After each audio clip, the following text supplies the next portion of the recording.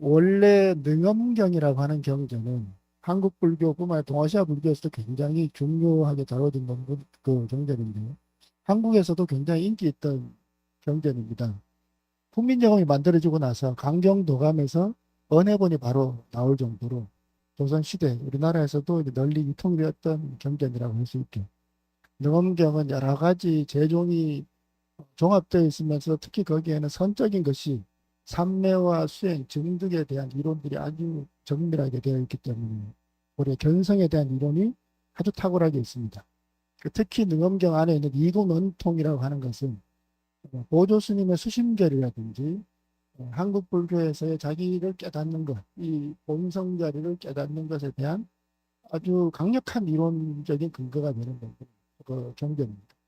그렇기 때문에 선을 하는 사람들은 꼭 들여다봐야 되는 경전인데 전통적으로 능엄경은 이금원통을 핵심적인 수행법으로 선양하고 있다라고 하는 것이 일반적인 그 통상적인 견해입니다. 그리고 이것은 사실상 그게 바뀌지는 않을 것 같습니다. 실제로 능엄경을 보면 이금원통에 관련된 부분이 굉장히 많거든요. 분량상으로도 그렇고 전체 구조상으로도 능엄경이라고 하는 경전 안에서는 이군 원통이 핵심적인 주제로 제시되어 있는 것은 틀림이 없는데 그러면 우리나라에서 일반적으로 신앙적인 수행으로 가장 대표적으로 내세워지는 것이 연불인데 그렇기 때문에 여기 한국불교학계 또 우리 성훈학술상에서도 신앙을 이야기할 때 연불이라고 하는 것을 아마 가장 먼저 내세웠던 것 같습니다. 그래서 특히 이제 선의 입장에서 보면 선은 상근기의 수행자가 자기 본성을 깨달아서 견성하여 성불하는 수행법이고 연불은 그러한 근기가 되지 못하는 일반인들이 신앙을 기반으로 해서 부처님의 명호를 지속적으로 일심으로 부르면서 부처님 칭견하게 되고 마침내 임종시에 아미타 부처님이 건설한 정토에 들어가는 것. 그 정토에서 물론 정토에서 수행해서 결국은 또 깨닫게 되는 구조가 나옵니다. 그렇지만 연불 수행하고 참선 수행은 그런 면에서 이행도, 난행도 이렇게 구분이 되거든요. 참선 수행은 어려운 수행이고 연불 수행은 쉽다. 나만 잡을만 하면 되니까 그런 통념들이 있죠. 그런데 제가 이번에 이제 누원경을 다시 보고 연불원통장을 읽어보니까 꼭 그렇게도 생각할 건 아니다. 그렇게 보고 나니까 원효 스님 같은 경우만 하더라도 한국 불교를 대표하는 이론 과정, 가장 첨예한 이론들을 무궁무진하게 생산한 분인데 원효 스님은 일반 대중에게 가서 나무아미타불 관세음보를 하도록 연부를 권장하셨고 역대 많은 선승들 그리고 근현대 우리나라의 선지식들도 참선을 이야기하시면서도 연부를 또 같이 선양하신 분들이 많단 말이에요. 그런 이유들이 뭘까라고 하는 근거를 저는 이제 능엄경을 보면서 이 능엄경 안에 있는 연불원통장에 있는 연불원통의 이론적 구조가 선에서 이야기하는 나의 본성을 깨달아서 부처가 되는 이런 이론적 구조와 크게 다르지 않다. 그리고 그 지향점에서 충분히 서로 상보적이고 조합될 수 있는 이론이다라고 하는 것이 보였습니다. 기존에 제시하지 않았던 몇 가지 관점들을 제시할 수 있게 되었습니다. 네, 그 부분은 제가 이제 여기 보면서 이제 말씀드리겠습니다. 네, 이 이야기를 좀 드리는 이유는 이 논문에 대해서 하나하나 계속 완전히 따라가면서 이야기를 하면 좀 지루해지실 것 같고 핵심적인 그 서사를 제가 먼저 말씀을 드리는 겁니다. 능엄경이라고 하는 경전은 굉장히 탁월한 경전이다. 그리고 동아시아 불교사에서 한국 불교에서 아주 중요시되는 경전이다. 이건 첫 번째 단서입니다. 그리고 능엄경 안에서 가장 강조되었던 것은 이근원통이다. 이것은 표준적인 모든 개론에 있는 이야기. 이건 여러분들이 알고 가셔야 됩니다. 자, 그런데 능엄경에는 25원통이라고 하는 깨달음에 다가가는 방법이 25가지가 제시되어 있어요. 그런데 그 25가지 중에서 가장 마지막에 제시되는 것이 최종판입니다. 그게 이구원통이에요. 관세음보살의 이구원통. 관세음보살은 소리를 듣는 보살이잖아요. 그 소리를 들으면서 그 소리를 따라가는 것이 아니고 그 대상 경계를 돌이켜서 듣는 근으로 와서 그 듣는 근 이전 내가 분별하고 알아차리기 바로 이전에 근원적으로 알아차리고 있는 이 자리. 이게 선에서 이야기하는 기녀범성이죠. 이 자리를 깨닫도록 하는 것이 이근 원통입니다. 그래서 이게 이제 최종장으로 되어 있고 바로 그 이전에 있는 게 뭐냐면 그게 대세지보살의 연불원통입니다. 모든 경전도 보면 드라마틱하게 서사가 구성이 되거든요. 그러니까 능엄경 안에 서사는 뭐냐면 25가지의 깨닫는 방법을 쭉 설명을 해요.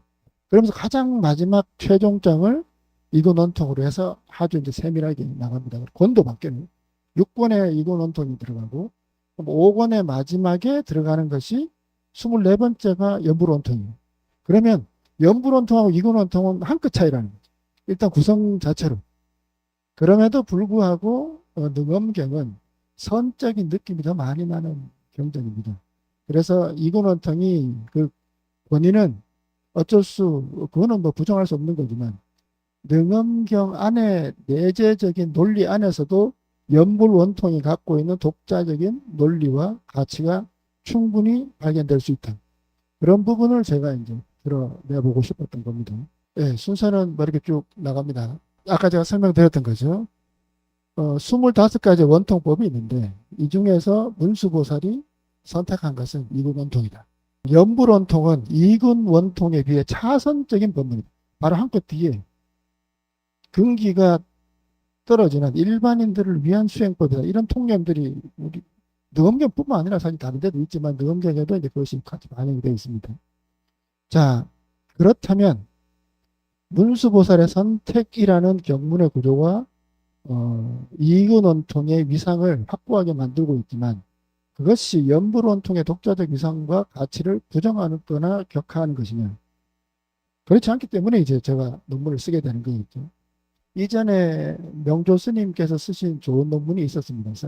여기에는 이근 원통하고 연불 원통을 비교해서 역시 이근 원통이 좋다라고 하는 것을 이제 상세하게 상수를 해놓고 있습니다. 저는 이 논문에 많은 도움을 받았습니다.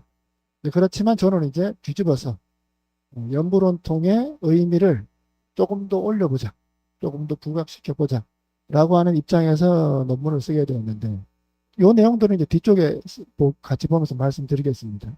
실제로 능엄경에 대한 많은 주석가들이 있는데 그 주석가들은 두 원통을 단순하게 우열로만 파악하지 않았다. 논문에 보면 좀 자세하게 나오긴 합니다. 그리고 아주 또 우리가 주목해 볼 수 있는 것은 연불 원통과 이근 원통이 둘 다 시각과 본각의 합일이라는 동일한 구조를 가지고 있다. 이게 아주 중요합니다. 이것은 많은 주석가들이 지적한 부분이고 제 눈에 쏙 들어온 겁니다. 시각과 본각의 합일이라고 하는 것은 아주 선적인데 이것이 연불 원통에도 그대로 적용될 수 있다. 그 이전에 스님들은 왜 그런 이야기를 했을까? 그러면 내 눈에는 이것이 어떻게 보이느냐. 이런 부분을 찾아가 본 겁니다. 25원통은 육진, 육근, 육식, 그리고 칠대, 지수학풍, 공견식 이렇게 쭉 이제 진행이 되고 있습니다. 원래 칠대 순서는 지수학풍, 공견식인데 능엄경에서는 이근 원통이 제일 마지막에 최종장으로 제시되어 있고 식이 오히려 그 앞에 옵니다. 자, 문수보살은 차방의 참된 교체는 차방은 이곳이란 말은 무슨 말이냐면 여기 사바세계 이런 이야기입니다. 우리들이 살고 있는 이 세계 여기 이곳에서는 참된 교체 가르침의 핵심적인 것은 청정한 소리를 듣는 것에 있다. 이게 이근 원통이죠. 소리를 청정하게 듣게 되는 것. 이제 선에 대한 발표라면 사실 이 이야기를 아주 재밌게 할 수 있는데 오늘은 이근 원통보다 연불 원통을 저는 더 강조를 하는 입장이 되는 겁니다. 연불 원통장은 사실 그 내용이 많지는 않습니다. 한 페이지 정도 한문으로 해도 뭐 사실 한 페이지 정도고 기본적인 구조는 이래요. 대세지 보살이 연불 원통을 이야기를 하는데 대세지 보살이 아주 과거에 무량광불이라는 부처님을 만났다고. 그런데 이 부처님을 친견하고 나서 그 급동안에 12분의 부처님을 만나게 되는데 그 마지막에 부처님이 초일월광불이에요. 무량광불은 아미타불의 다른 이름이죠. 무량광불, 무량수불. 무한한 빛의 부처님, 무한한 수명의 부처님. 그렇다는 것은 아미타 부처님은 영원히 빛으로 있다. 그리고 그것은 떠나지 않는다. 상주하는 영원한 빛의 부처님이고 그 부처님은 해와 달도 초월한다. 해와 달은 그것이 우리에게는 빛의 상징이지만 그것 자체는 사실은 실제로는 한계가 있는 거잖아요. 그렇지만 아미타 부처님은 그것조차도 넘어서 있는 부처님이다. 그 아미타 부처님에게 받은 수행법이 연불삼매 수행법을 받게 되는 거예요. 실제로 우리가 연불 수행하면 가게 되는 곳이 아미타 부처님이 건립한 종토세계죠. 서방 종토에 나는 거잖아요. 근데 여기에서 이제 바로 또 재밌는 구도가 나오는데 아미타 부처님에게 연불을 수행법을 받은 분은 대세지보살이고 바로 그 다음 장에 최종적으로 나오는 이근원통을 이야기하는 분은 관세음보살이고 실제로 우리가 법당에 가보면 아미타 삼존부를 모셔놓은 데 가면 아미타 부처님의 좌우보초가 대세지보살, 관세음보살, 관세음보살, 대세지보살. 그 우리 책에는 제가 좌우가 본문에도 보니까 좌우가 잘못 적혀 있던데 우리가 보통 불교에서 왼쪽을 채로 보고 오른쪽을 용으로 보면 왼쪽을 우리 문수보살도 왼쪽이고 보현보살이 오른쪽에 있잖아요.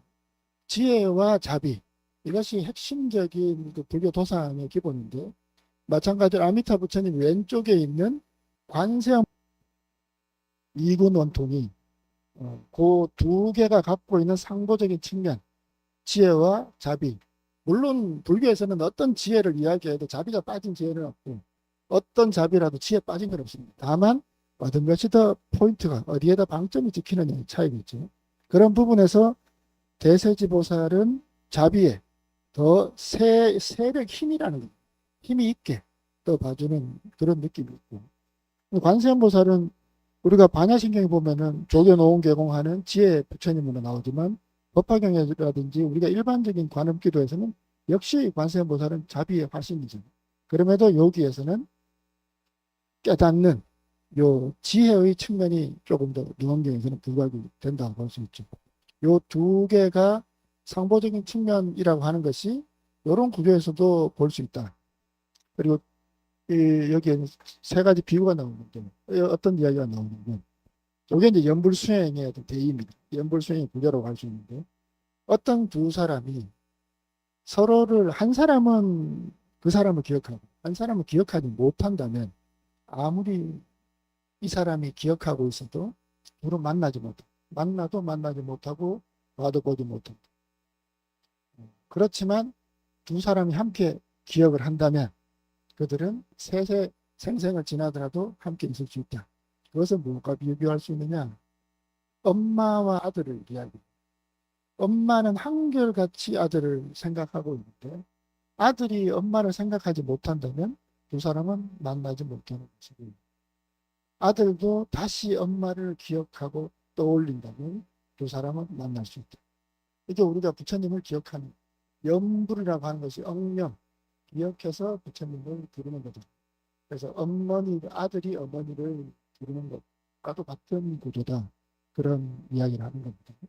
노자가 서로 기억한다. 그리고 그러다 보면 향이 몸에 저절로 배이듯이 부처님의 지혜가 풍습이 된다. 이런 구조가 됩니다. 결론적으로 도섭 육군 이 말은 염불이라고 하는 것은 육군을 다 포섭한다라는 이야기. 아니비설심의를 다 포섭하고 뒤쪽에 조금 더 넣습니다. 그리고 정념이 서로 상계되면 거기에는 어떠한 선택도 없이 이것을 제일이라고 볼 수 있다. 그래서 대세지보살장 안에서는 그 대세지보살은 연불온통이야말로 최고의 수승한 수행법이다. 라고 이제 단정을 짓습니다. 이근원통의 이야기는 제가 이제 말씀을 아까 드렸잖아요. 이근원통은 또 기본적인 구조가 반문 문자성이라는 거예요. 소리를 듣는데 대상적인 소리를 우리는 자동적으로 우리에게 청각적인 기능이 있으면 무조건 듣게 되잖아요. 이것은 대상을 향해서 듣게 되는데 문자성이라고 하는 것은 돌이켜 듣는다. 듣게 하는 이 자리를 듣는다는 거예요. 듣게 하는 이 자리를 돌이켜보는 그래서 회귀의 회귀죠. 듣는 성품 그 자체로 돌아가는 거예요. 이것이 왜 상진실이냐, 왜 항상한 진실이냐. 수심결에도 그 비유가 나오는데, 지금 제가 말을 하면 소리가 들리잖아요. 말을 하지 않으면 소리가 없잖아요. 소리는 있다가도 없을 수 있는데, 제가 말을 하지 않으면 소리가 없다는 걸 듣죠. 그 말은 소리가 있으나 없으나 듣는 성품은 항상 있다. 이게 아주 중요한 겁니다. 선에서는. 종이 딱 치면 종소리가 분명히 들리는데, 종이 없으면 소리가 듣는 성품은 없어지는 거예요. 없었다는 걸 아는 그 자리가 있다는 거예요. 그렇기 때문에 이 자리는 항상하다. 듣는 성품이. 초기 불교와 대승 불교의 차이가 이런 데서 나타납니다. 초기 불교는 언제나 화합을 해야 들음이 난다고 이야기해요. 그러나 대승 불교에서는 언제나 있다. 이게 전제가 됩니다. 이 부분이 사실은 이 부분이 정말 중요한 겁니다. 왜냐하면 이런 부분이 신앙의 근거가 됩니다. 항상 있는 부처님의 성품. 그렇기 때문에 우리가 언제 어디서든 귀의할 수 있는 신앙이라고 하는 그 근거는 이런 대승불교에서는 이런 부분들이 아주 중요한 논리입니다.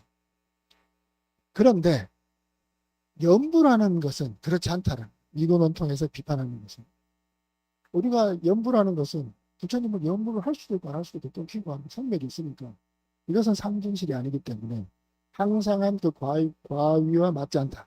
이런 논리로 비판을 합니다. 염성은 원생멸. 염불하는 그 성품은 원래가 생멸한다. 염불할 때도 있고 못할 때도 있고 잘할 때도 있고 못할 때도 있고 이런 차등이 생긴다는 거죠. 모든 행은 무상하다. 생각하는 성질은 원래 생멸이 있고 그렇기 때문에 이 생멸 있는 원인으로 생멸 없는 결과를 얻을 수 없다. 그 논리입니다. 그럴듯하죠. 어떻게 원통을 얻겠느냐. 인지와 불과가 다르다. 정념 상계 한다고 했을 때 정념, 깨끗한 염을 서로 이어간다라는 말 자체가 이미 깨끗한 어떤 염이라고 하는 것 자체가 이미 대상성이 주어지는 유념이라는 거예요. 깨끗하고 깨끗하지 못한 이런 차등이 있을 수 있는, 그리고 상계한다는 것 자체가 유의적으로 이어간다는 이런 뉘앙스가 있잖아요. 그렇기 때문에 이것은 상진실이 안 된다. 이런 이제 이야기를 합니다. 여기에 대해서 제가 이제 반론을 하는 거예요. 이 논문이 의미가 있으려면 이 부분이 설득이 돼야 되는 겁니다. 동일한 논리가 연불원통에 적용될 수 있다는 거예요. 자, 음성은, 소리는 우리가 그 이군원통을 보면 소리는 분명히 객진이잖아요. 객진은 생멸하지만 그것을 듣게 되는 이 자리는 아까 소리는 지금 있다가 공백이 항상 있잖아요. 있고 없고 소리는 다지만 있고 없고를 보고 있는 이 자리는 항상 있다. 이것이 상진실이다. 염불도 똑같은 구조로 이야기를 해볼 수 있다는 거예요. 염불하는 마음은 생멸이 있을 수 있지만 실제로 염불하는 마음이 가닿는 그 부처님의 자리는 생멸이 없어야 되는 자리죠. 부처님이 만약에 언제는 있고 언제는 없다면 우리의 기도는 의미가 없죠. 만약에 부처님이 인연 따라 생겼다가 없어지는 부처님이라면 굳이 우리가 그렇게 신앙의 대상이 될 수가 없죠. 부처님은 항상 무량한 빛으로, 무량한 수명으로, 영원한 생명으로 그렇게 빛나고 있기 때문에 그 부처님을 우리가 귀의할 수 있고 언제 어디서든 염불했을 때 통할 수 있다라는 거죠. 염불에 있어서도 마찬가지로 불생멸의 불성은 항상 있기 때문에 이것 또한 상진실이다. 그런 논리로 본다면 이 또한 인과가 합치될 수 있다라고 볼 수 있다는 겁니다. 어머니가 자식을 기억하는, 어머니는 항상, 부처님은 항상 우리 중생을 지켜보고 있다라는 그런 것들도 역시 같은 거예요. 이런 부분은 아주 중요하지는 않아서 빠르게 넘어가겠습니다. 역대 유명한 주석가들이 계셨어요. 개완 스님께서는 천태삼관을 가지고 염불은 단순한 신앙이 아니라 공과중 삼관을 모두 내포하고 있다. 그리고 통인 스님은 염불하는 것하고 마음을 정하여 참선하는 것은 본래 둘이 아니다. 쉽다면 둘 다 쉽고 어렵다면 둘 다 어려운 거지. 이것이 차등적으로 쉽고 어려운 그런 수행이 아니다. 이렇게 그리고 본무이치, 본래 그 지극한 그 차이가 서로 그 끝에서 다르지 않다. 그 귀결이 다르지 않다. 감산 스님은 연불은 견분을 청정한 견으로 전환하는 수행이기 때문에 자력적 측면과 정토 유심이 함께 있다. 우리가 부처님을 연불을 하지 않으면 중생의 근진이 집착으로 물들어 있기 때문에 임종 때 지옥의 현상을 볼 수 있게 되지만, 끊임없이 연불하는 그 청정한 마음이 지속이 된다면 중생의 근지는 청정이 되고 물세계를 만날 수 있게 된다. 그런 면에서 연불은 자력적 측면을 충분히 가지고 있다. 우익지읍스님은 자불, 타불, 자타구념 이런 식으로 분류를 하는. 자불은 뭐냐? 염불에서 염하는 부처가 자기 부처라면 이건 선하고 통하는 거죠. 그렇다면 앞에 있는 24원통하고 다르지 않다. 이원통하고 다르지 않다거든요. 만약에 이것이 타방에 있는 부처들, 다른 부처를 구하게 된다면 24원통하고는 다르게 되고, 만약에 자타구념, 같지도 않고 다르지도 않은 부처를 염하게 된다면 다른 24원통하고는 다른 독특한 지위를 가질 수 있다라고 이야기를 하고, 그래서 연불삼매가 오히려 삼매지왕, 삼매중왕, 삼매 가운데 최고다라는 이야기를 했습니다.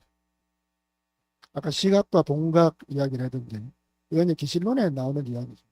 기실론에서는 시각, 불각, 동각 이야기를 합니다만, 우리 안에 있는 본래 깨달은 이 성품, 능성해야 되는 이 자리는 동각으로 상상이 있는데, 중생은 이것을 알지 못하기 때문에 그 불각 상태를 자각하고 수행이 시작되면 동각을 향하게 되면 시각이 되는 거죠. 그리고 그것이 완성되면 시각과 본각이 합해지게 됩니다. 이런 구조가 연불삼매에도 충분히 통용된다. 이런 것들을 다른 주석서에서도 다 이야기를 하고 있습니다.